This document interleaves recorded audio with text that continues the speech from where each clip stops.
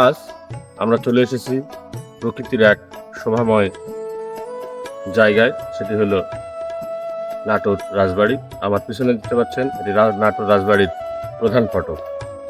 এটি একটি প্রাকৃতিক শোভাময় এবং ঐতিহাসিক জায়গা।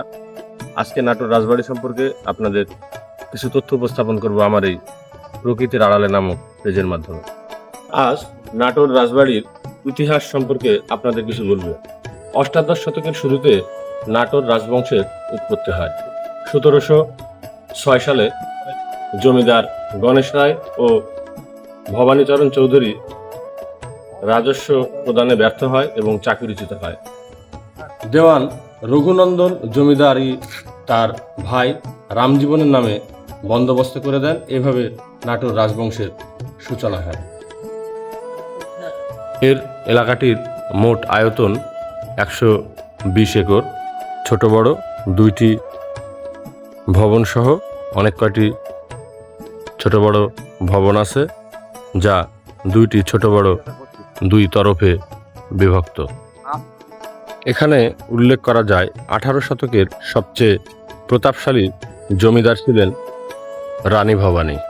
নাটোর রাজবাড়ির বিভিন্ন প্রকৃতির শোভাবর্ধন জায়গা হিসেবে এই নাটোর রাজবাড়ির ভিতরে রয়েছে অসংখ্য ছোট বড় মন্দির। আমরা মন্দির প্রাঙ্গণের মধ্যে এসে দেখছি কিছু দর্শনার্থী, তারা হয়তো আমার মতোই কন্টেন্ট তৈরি করছে অথবা ছবি তুলছে। তো দেখি আমরা সরাসরি এই দর্শনার্থীদের সাথে গিয়ে যদি কথা বলতে পারি।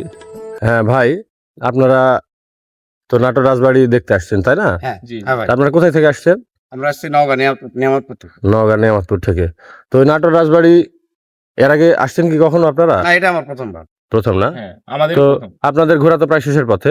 হ্যাঁ। তো মোটামুটি দেখে আর কি কেমন লাগছে, যে কি অবস্থা পুরো সামগ্রিক এলাকা বা ভিতরে অনেক জায়গায়, অনেক ঐতিহাসিক জায়গায় দেখা যায় যে প্রশাসনিক কিছু দুর্বলতা বা মাদকগ্রস্ত ছেলেপেলের আড্ডা এরকম হয়। তো এখানে তো সেরকম কোনো সমস্যা নাই মনে হয় না? না, এরকম কোনো সমস্যা নেই, খুবই সুন্দর পরিবেশ। আপনার যে কেউ আসতে পারে, আমরাও সবাই পরিবার সহকারে সব মিলিয়ে ঘোরার মতো একটা সুন্দর জায়গা। আসলে আমরা খুব ভালো লাগছে আমাদের। যাক, ধন্যবাদ ভাই, আপনারা ঘুরেন, এনজয় করেন।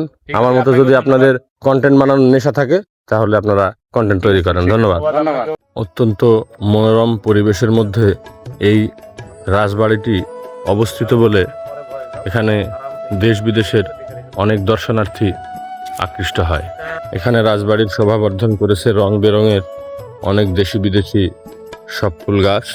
রাজবাড়ির ভিতরের এলাকাতে প্রবেশ করার পরই আমরা এখানে পুরো এলাকাটির একটি পূর্ণাঙ্গ চিত্র লক্ষ্য করতে পারছি। এই চিত্রের মাধ্যমে বাইরে থেকে আসা দর্শনার্থীরা নিজেদের পরিকল্পনা অনুযায়ী ঘুরতে পারে। আমরা এই মুহূর্তে প্রবেশ করছি শ্রী শ্রী শ্যামসুন্দর বিগ্রহ মন্দির। অসংখ্য কারুকার্য খচিত এই মন্দিরটি অনেক সুন্দরভাবে নির্মাণ করা হয়েছে ঠিক রানী ভবানীর সময়কালে। মন্দিরের ভিতর প্রবেশ করতেই দেখছি সুন্দর একদম পরিবেশ।